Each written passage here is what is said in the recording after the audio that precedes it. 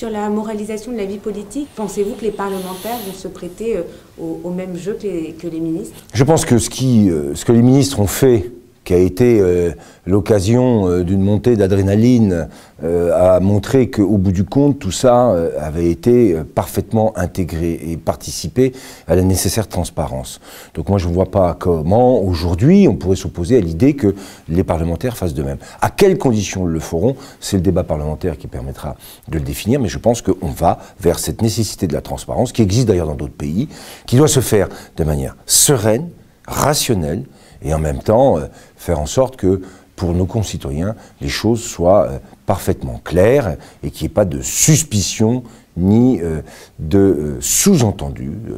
Les élus de la France, les élus français, les ministres n'ont pas fait de la politique pour accumuler du patrimoine, ni moi ni les autres. Pensez-vous que certaines professions devraient être interdites aux parlementaires?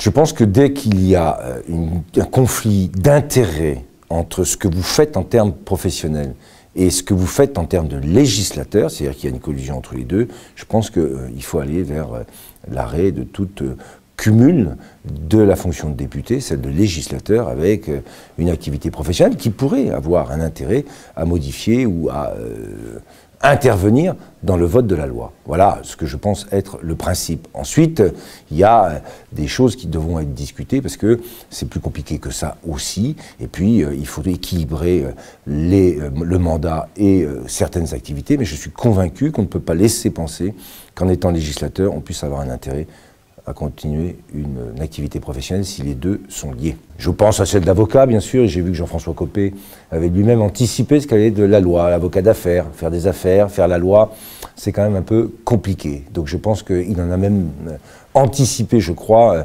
le vote de cette loi. Tant mieux, puisqu'il avait déjà dit qu'il l'avait soi-disant arrêté en 2010, donc il a bien fait de le préciser, et ça ne fait que justifier la nécessité d'une loi d'ailleurs.